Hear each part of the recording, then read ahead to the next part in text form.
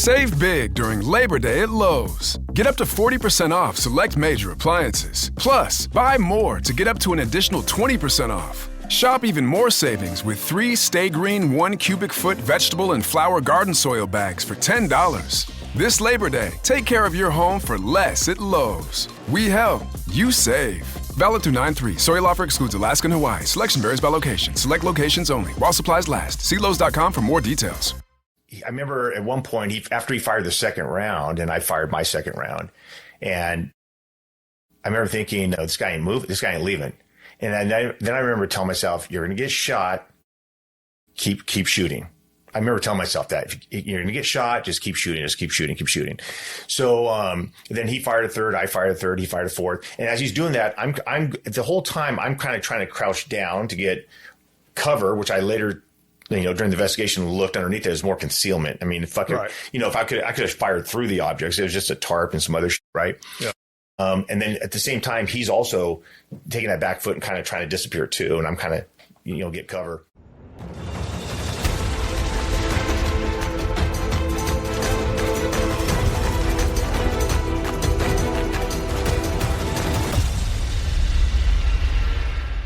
Hey, everybody. Welcome back to the next catch-up episode. Well, I've been doing a lot of that lately. Here on Game of Crimes with Murph in the morning. Still in Southern California at the conference out here. Bringing you another past guest. One of the guys that, one of the episodes that I would laughed more than most episodes I'm in. I'm pretty sure I had tears running out of the corners of my eyes from laughing so much. Ladies and gentlemen, it's a pleasure to bring back Jamie McBride. Brothers, welcome back to the show. Thanks, Murph. If you remember, Jamie's LAPD, been there forever. I think he's got so many family members on LAPD now. They have their own precinct out there somewhere. But what a legacy for your family. Your brother he's a retired cop. Both your daughters are cops. He's a retired chief of police for San Bernardino. 2 daughters LAPD. Myself, obviously, I got a couple of people in corrections, but they're on they're actually locked up. Inmates. That's another story for another day. Yeah. One of these days we're going to get Tony on here. She's a new mom. Yeah. She's got a lot of responsibility. So made me a granddad. So it makes me feel old. I got 5 granddaughters. Don't talk to me about I thought you have a couple of greats by now. A couple of? A couple of great grandkids. Okay, we're going to call into this interview. Now you see what I'm laughing about. If you go back and look at episode 162 that came out September 16th, 2024, so not that long ago, that was Jamie's full interview. We learned things about LAPD that probably didn't want to know, but had a good time, didn't we? Yeah, it was good. Good time. Yeah. I loved it. So Jamie is now on, what do you guys call the board that you're on for the police department? The Los Angeles Police Protective League, which is basically the police union. Mm-hmm. And they do that full time. Yeah. So there's 9 directors for the union, and I'm one of 9. And we're the only 9 employees for the entire department that's considered to be what we call release time. So basically, I work under the union full time. And the reason why we're on the release time is so when I go in front of the media or I write articles or whatever I do, and I call out the mayor, the chief, the governor, whoever, there's nothing that comes back on me, because I'm full release time. So there are some benefits to that, and which helps us, continue down our path of trying to make our union stronger and better our membership. Mm-hmm. Yeah, and I mean, I don't know how to get you to come out of your shell. You're such a bashful person. Yeah, well, what's funny is I think I might have mentioned it in the last interview. I had no desire to join the union. I never wanted to work an inside job. I was having a great time. I'm, doing my thing. It wasn't until the department came after me and my team. They relieved us of duty at one point, ordered us to a border ice to terminate us. And once I beat that, then I came back. I'm like, I got to do something to protect myself. And I talked to somebody I knew that was a director, and I ran for director and won. And since then, I've won 3 re-elections. So, and how long was the term for? 3 years. Wow. So I'm on my 4th term, in the almost towards about the middle of that term. I don't know if I'll make the whole term, to be honest with you. That's going to give me way over 35 years, and I wasn't planning to be here this long. So you probably maxed out your retirement, right? Oh, I maxed it out. Yeah, so I maxed it out, and now I'm on what they call DROP, Deferred Retirement Option Plan. So I'm on that, and then we can stay on that for up to another 5 years. That's not going to be me though. Yeah. So I'll probably be out of here next year. Yeah. Well, you got a grandbaby to go spoil now. Yeah. Yeah. So that's why I want to retire too, is I can see some, the grandbabies as they come out and have fun. And I've seen pictures of the little one. Very cute. No, thank you. Yeah. Yeah. A little darker than me. Because Tony's Hispanic. My daughter, she has Hispanic blood, and her husband's half. And I go, God, I got a little brown grandbaby now. At least he won't get a sunburn like I did. So, isn't that the truth? Yeah, it's good. Both my daughters are Colombian by birth. We adopted, and I'm English Irish. If the sun's out, I get a sunburn. Oh, dude. I don't even have to go outside. I can sit in the house and get a sunburn. That's just like me. Yeah, they get a suntan. I love it. Yeah. I'm jealous. That's the truth. Yeah. Hey, so I got to clarify something. All right. So the last time we had the interview, you asked me about Stone Cold Steve Austin. He's really my half brother. Uh-huh. And I said, no, I got a lot of heat for that. From? Well, let's just say we try to keep family matters private. And so I got a lot of heat about that. Uh-huh. So that's all I'll say about that. So not to get too involved into it, but, I try to keep lives separate. Because, obviously, Tony's high profile. I'm high profile because of the all the media I do and stuff like that. And some people, that's not good for their careers. But we'll leave it at that. But maybe one day we can sit down and actually iron this whole thing out. Yeah, well, I'm going to think that we just found out the truth here. So, but anyways, we'll work on Tony getting on here on your show first. So, okay. So now that you've owned up to that, the movie, what was it, End to Watch? And to watch, yeah. So I was telling you, when I critiqued that movie, I loved it. Mm-hmm. Jake Gyllenhaal and was it Michael Pena? I think Mm-hmm. the two partners. And when I was doing the research on IMDb, it says that it's loosely based on your life. Right. Like there's a lot of similarities to what happened in that movie to what happened with us. Of course, what ours was the 30 Pyrus, not the Hispanic gang. And we got in a shootout. I got shot in the hand, but it wasn't like anything crazy. And I've read the same thing too, but I never got approached about it. Never got any royalties over it. Mm-hmm. So maybe that's why I didn't get approached about it, because I don't want to give up any money. But so I've read the same things you've read too, and people come up to me. So that's all I know as far as that goes. But this has given me hope, because this means people are listening to Game of Crimes. Yeah. Then you can find out a little bit. It's kind of like Kiss. Remember the rock band Kiss? Yeah. Right? Nobody knew what they looked like. There's mystery. And then they started revealing their face. You had to put one piece of the puzzle together at a time. Do you remember that in the 70s? Oh, yeah. So we used to do that when I was a kid. Just like your show here now. You get a little bit now, a little bit later. Pretty soon you'll have all the pieces of the puzzle. I need to bring you on board. Yeah, but you need to bring me on when I retire so I can tell some real stories. Oh, yeah. Well, so we will keep that in mind, and you will be a future because I'm still active, so I can't tell all the stories. Understood. So, but you just brought up something, and we just can't let this pass by. You got shot in the hand. That's no big deal. Yeah. Well, you know what? It was funny. So we were working the 30 Pyrus pretty hard, and we were hitting all their stash pads and getting a lot of dope off of them.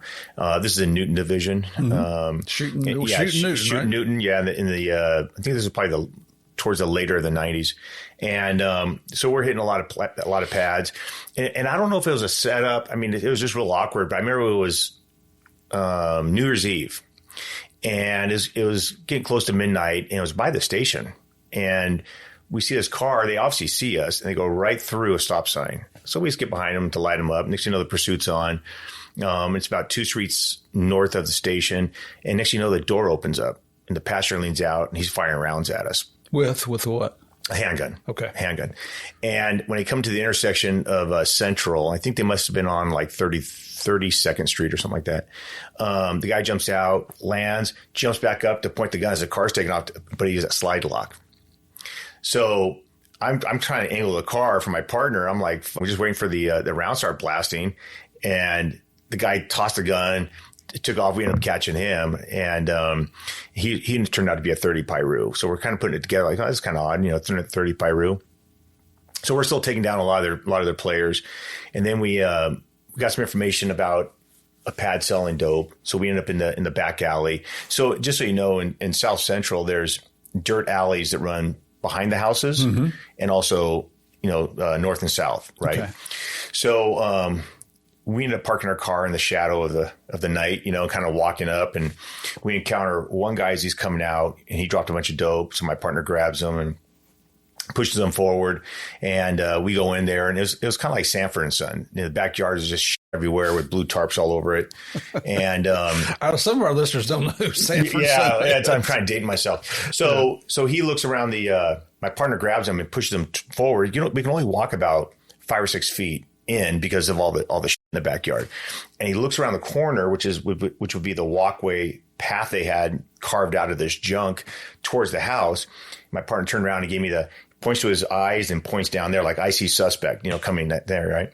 And he kind of takes the suspect he has already in custody, moves off. So now it's my responsibility for this guy. So I'm always a smart ass. So I give him the okay sign, like, gotcha, buddy, just because I was like, we did this all the time, right? And so I pull my gun out and I do a quick peek, like, oh, here he comes. But it was like a really quick peek. I remember seeing this guy just like looking around. He's probably looking for his homeboy that we just caught. So I duck down, I crouch down, and as soon as he gets to where I'm at, I jump up to grab him. And he takes, as soon as he saw me, I see how his eyes light up, like, obviously I surprised him, right?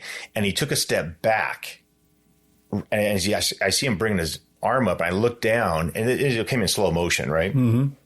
And I've been in a couple shootings before, and only my very first shooting was in slow motion. All the rest were kind of real time, and this one was like really slow motion. And I looked down, and I saw like a Tech 9 type of weapon coming up. Oh. Now, what people got to realize is, it's not like the military, right? We have rules of engagement in law enforcement, right? You have to see a threat, digest it, and respond. In the military, they know bad guys that way, point, shoot in the war, right? It's a little bit different. Right. But bad guys have no rules of engagement. Mm-hmm. They just shoot, right? So I remember looking down, and by the time it registered, as it's coming up that it's a gun, I saw the explosion, and I think that's the round that hit me. I had one of those little tiny flashlights in my hand. I think that round hit me. Where at in the hand? It just hit my finger, actually. It went down to the bone. So I got lucky. And so when he did that, he took his rear foot and pivoted. So now he's kind of at an angle now. Does that make sense? Mm-hmm. And I'm crouching down, and I can't say too much. I'm still active right now, but I'll tell you the real story. Not the real story.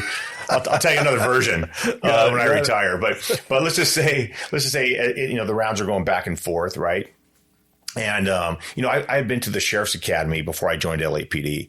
And during the Sheriff's Academy and LAPD, they're constantly telling you about the will to survive, mm-hmm. right? And, they always tell you as long as you have air in your lungs to keep shooting, as long as so you think about all that, right? So I remember thinking, and dude, I'm close to this guy. I would have been better off just slapping him in the face, telling him to go home. That's how close he was. So in slow motion, he fires around, I fire around, he fires around. And I remember thinking right away, because I've chased a lot of guys with guns. And a lot of times they want to distance themselves from a gun as fast as they can. So they dump it and they fall ass. Yeah. It's the ones that hold on to it that you're like, okay, this guy want to play? What's going on with this guy, right? So I knew I surprised this guy. And I thought to myself, it's funny how this thing probably happens so quick, but it slowed down so much and what you can think about. And I remember thinking, as soon as he realizes I'm a cop, he's going to take off running. I don't know why, but that came to my head, mm-hmm. right? In between the rounds are going off. And so I remember at one point, after he fired the second round, and I fired my second round, and I remember thinking, no, this guy ain't moving. This guy ain't leaving. And then I remember telling myself, you're going to get shot. Keep shooting. I remember telling myself that if you're going to get shot, just keep shooting, keep shooting. So then he fired a third, I fired a third, he fired a fourth. And as he's doing that, I'm the whole time I'm kind of trying to crouch down to get cover, which I later, during the investigation looked underneath. There's more concealment. I mean, if I could, I could have fired through the objects. It was just a tarp and some other shit, right? Yeah. And then at the same time, he's also taking that back foot and kind of trying to disappear too. And I'm kind of, get cover. So then after the fourth round from each of us, he's out of sight and I kind of go down.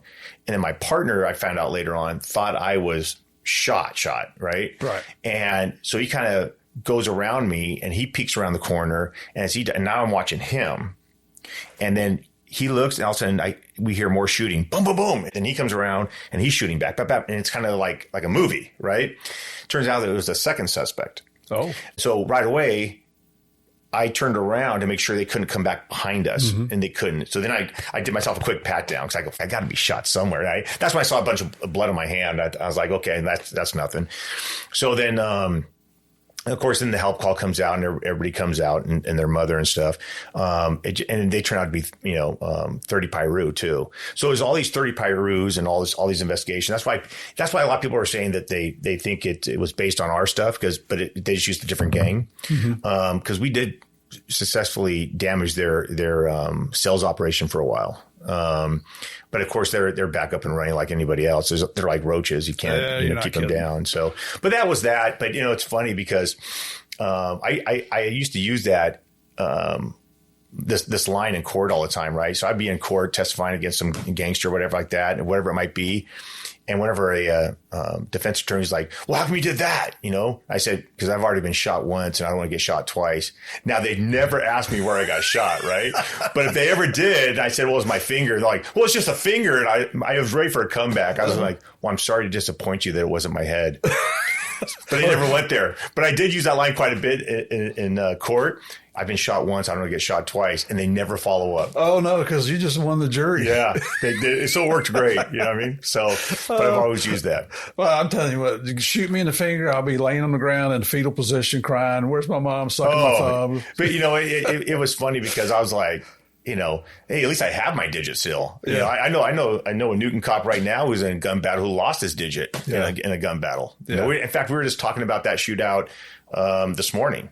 We're talking about some stuff in Newton Division, and we brought that caper up. That was in the mid '90s, and the guy was a great guy. Two crash guys got ambushed, and they got shot. And the interesting story about that, I was working Central at the time. This was out to be like 93, 90, probably 93, 92, 93. Valspar Ultra starts at just $29.98 a gallon. So we've got you covered when your daughter wants to paint her room again. After last year's masterpiece of a unicorn mural. Dad, please. Or when you realize that maybe you went too hard on the grayish. I miss color. Or when you were sure you wanted a home gym, but your elliptical is currently hanging your laundry. What about a home office? Shop everything you need for your next phase with Valspar. Available at Lowe's. Price varies by Sheen. And just a real side story. So this is back when we had crash, right? Yeah. Not now it's such a bad word on LAPD. You can't use the word crash, but we had two Newton crash guys. And the way it worked was when you go to a gang unit like crash or even the gang units now, and you come in, they say, okay, Murph, your responsibility are these gangs, and you need to be an expert of these gangs. And then when somebody else comes in, they're expert of those gangs. That's how you get to know everybody, right? Mm-hmm. So part of these guys, it was Ray Mendoza and Jerry Ballesteros, two good gang cops, and they were responsible for the Five Deuce, Crips, and they're off of like 52nd Street and Broadway in Newton Division, and they already had one suspect in the backseat of their car. Well, back then we didn't have cages in our car like we do now, like most police departments. We had no cages. Plus, they were driving in a plane wrap car. It's like a detective car, like we used to call them crash cars. Uh-huh. And they had a very distinctive color to their car. So that one officer was sitting directly behind his partner who was driving, and the suspect was to the right of him. And they decided on the way back to station, hey, just cruise by Five Deuce Hood. Let's just see what's going on. Well, they go down the one street, and there just happened to be a lot of gangsters on both sides of the street. It was an ambush. And they already made up their mind that when they saw them again, because they're always for them, they're gonna shoot them up. So they ended up in this hellhole situation, and they're just getting rounds left and right. And Ray got shot, I think, like 4 times, lost a digit in his finger, to the point to where it shot his finger off, dented his Beretta. So once he went to slide lock, he couldn't get the magazine out. Mm-hmm. And the suspect next to him got shot. But anyways, we were just talking about that. And Ray lost his finger in that. They tried to pension him off from what I heard. And he ended up staying on and having a successful career and retired as a sergeant down the road. But again, another Newton caper, 2 great Newton cops and, doing their thing. What a horrible situation. Talk about an ambush. Good Lord. And what I was looking for here as you were talking is we had, I I can't remember his name. I was looking, I can't find him on my list of prior guests here. He was a captain out there. And I think that's when Crash, well, I'm not sure it was Newton, but it was when Crash started having some issues. Okay. I think there was some guy that went corrupt or was. Oh, yeah. So it was Rampart Crash is what it was. That's what it is. Right. Yep. It was Rampart Crash. And you know what pisses me off? So just so people understand, I got hired in 1990. During that time, it was a massive hiring push. And they wanted to recruit over 1,000 officers that year, which is a lot. Wow. And unfortunately, when they do that, sometimes standards, you can't keep up standards. Well, the standards, that's why I got hired. But no, but they. How we knew that? No, but that's the year that we got David Mack, who turned out to be a bank robber. Remember, he robbed the bank. Yeah. We had Kevin Gaines, who was tied in with Suge Knight, who got shot by one of our undercover cops, if you remember that. And we also had Rafael Perez, who was part of the Rampart Crash scandal, right? Yep. And all those guys were all tight. Okay. But the Rampart Crash scandal, which is you're referring to, it was just two guys. But the media blew it up to making it sound like it was the whole unit. And of course they did. Right. And I knew a lot of those guys, and they're great coppers. And they went through hell. Yeah. And Bernard Parks at the time was our chief, and he made it clear to everybody that he wanted anybody associated with the Rampart Crash terminated. And luckily, we had some very good captains that sat on these boards of rights and found officers not guilty. And they paid for it with their career, which stunted their promotions, but they actually had standards, which was great. But a lot of guys went through hell on that. But it turned out to just be two people. Yeah. And that's all it was. And that's what drags down an entire agency. How many sworn officers LAPD has? Well, we're down right now, but we have about 8,700. If you got a full complement, how many would you have? 10,000. Wow. Yeah. Well, you know what? We lost a lot of people, and recruitment sucks because of 2020, to be honest with you. I tell everybody, during my career, the 2020 anti-police, defund the police movement was the worst I've ever seen. And I've been through the 92 riots, the Rodney King riots. I've been through all that. I've been through, Don't Squeeze the Juice, the O.J. Simpson. I've been through the Rampart Crash stuff. And this was the worst, the 2020. And I really think it's because, first of all, the politicians, right? But also social media and the way that stuff gets out now. Right. And is truth be damned. Yeah. And you know what? All it takes is a false narrative. And once that goes, it goes like wildfire. And I think that was a downfall. So right now, when I came on, we had what we considered a small class, and it was 60 people. And most of the time it was 120, 130 a class. Wow. But the same year I came on, 1990, we'd have 2 classes a month of over 100 something plus. I mean, we were just packing people in there. Now we'd be lucky to scrape 32 people in a class. And then you have about 5 or 6 of those people who are outside agencies just going through our academy. Yeah. So it's very difficult. And then out of the people that we get, there's people that wash out because they were fat and worthless. They shouldn't have been hired in the first place. Yep. Couldn't do the physical part.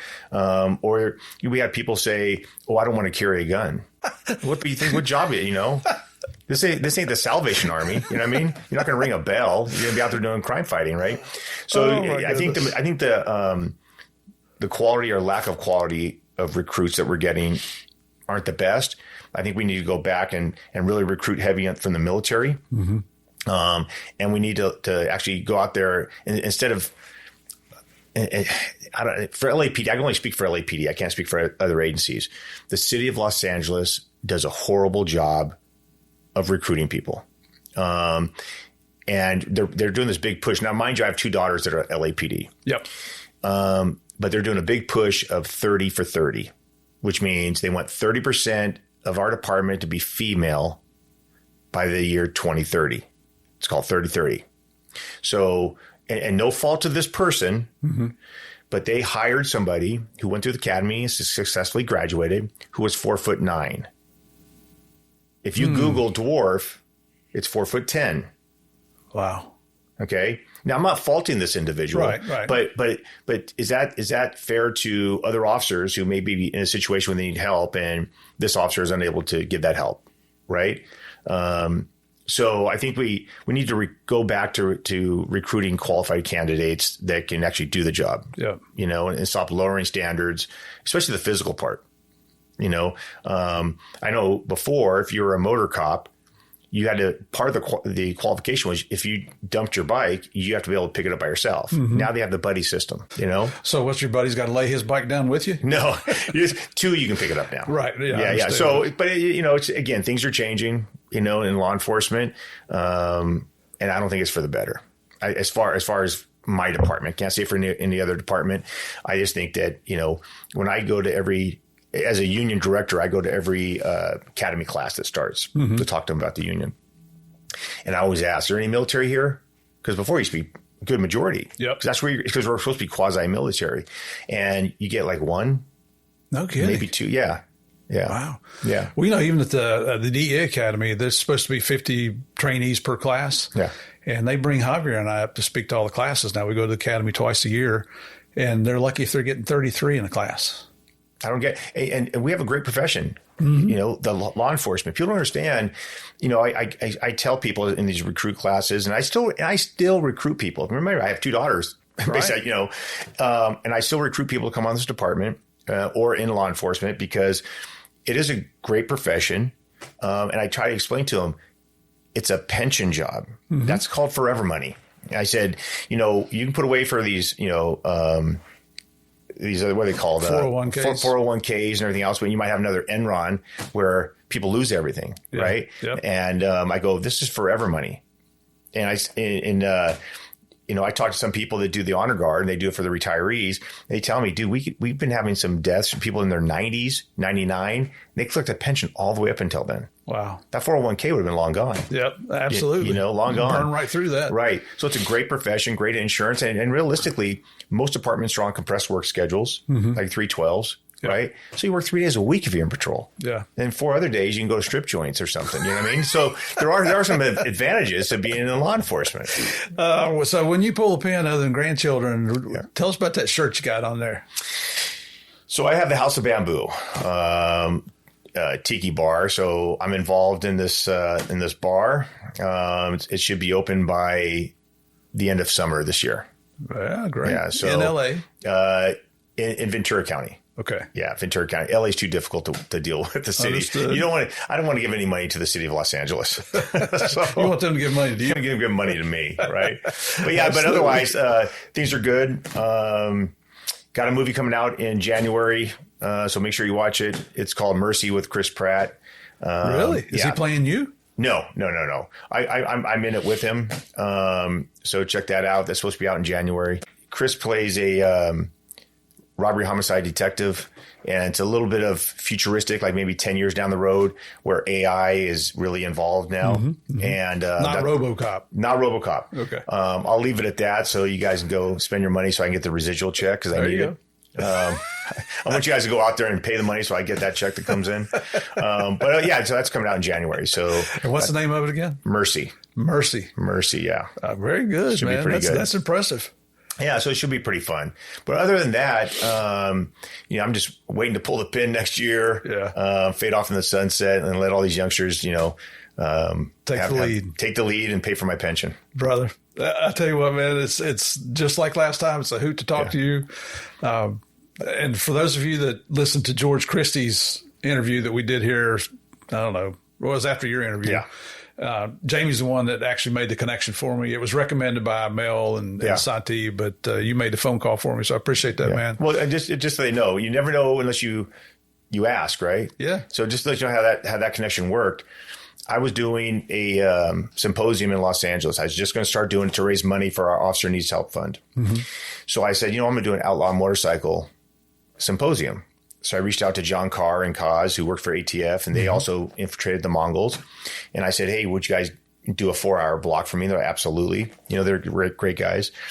And then I grew up in Ventura, one of the areas I grew up in, and I have like 40 mutual friends with George Christie, and George Christie was the Southern California chapter president for he was in the Hells Angels. Years. Yeah, 35 years in the Hells Angels for 40 years. Right. And I was like, you know what? Let me just and I just saw him do a 5-part episode or thing on the History Channel once he retired from the Hells Angels. So I'm like, let me reach out to him. So I sent him a Facebook message. And I'm like, hey, George, it's my name, who I am, whatever. And I talked to him. I say, hey, would you be willing to come and talk to, this symposium? He goes, yeah, here's my number. Give me a call. Wow. And that's how it started. And and he came out here, and then I sent him off to come down here to San Diego to do this conference here for Mel. Mm-hmm. And then I sent him off to East Coast to do a couple more down there. So, it's just educational for the law enforcement officers. So it is, and it's educational for the listeners of Game of Crimes. And when I called George, no hesitation whatsoever.